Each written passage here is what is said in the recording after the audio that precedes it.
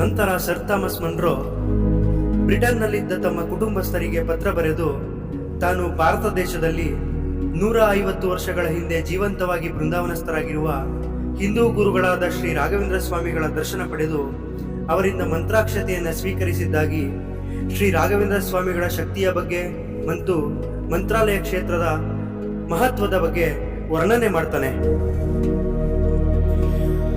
ಮಂತ್ರಾಲಯಕ್ಕೆ ಬಂದು ರಾಯರ ದರ್ಶನ ಮಾಡುವುದಕ್ಕೆ ಮೊದಲು ಕೇವಲ ಪ್ರಾಂತೀಯ ಅಧಿಕಾರಿಯಾಗಿದ್ದ ಸರ್ ಥಾಮಸ್ ಮನ್ರೋ ಮುಂದೆ ರಾಯರ ದರ್ಶನದ ನಂತರ ಮಡ್ರಾಸ್ ರಾಜ್ಯದ ಗವರ್ನರ್ ಆಗಿ ನೇಮಕಗೊಳ್ತಾನೆ. ಇದೇ ಮನ್ರೋ ಮುಂದೆ ಭಾರತದಲ್ಲಿ ಜನಪರ ಕೆಲಸಗಳನ್ನು ಮಾಡ್ತಾ ಕೃಷಿ ಭೂಮಿಗಳ ತೆರಿಗೆಯ ಸಂಗ್ರಹದಲ್ಲಿ ಸುಧಾರಣೆ ತರಲು ರೈತವಾರಿ ಪದ್ಧತಿನ ಜಾರಿಗೆ ತರ್ತಾನೆ. ಸರ್ ಥಾಮಸ್ ಮನ್ರೋ ಮಂತ್ರಾಲಯಕ್ಕೆ ಭೇಟಿ ನೀಡಿದ ಉಲ್ಲೇಖ ಬಳ್ಳಾರಿಯ ಗೆಜೆಟಿಯರ್ನಲ್ಲಿ ಇಂದಿಗೂ ಇದೆ.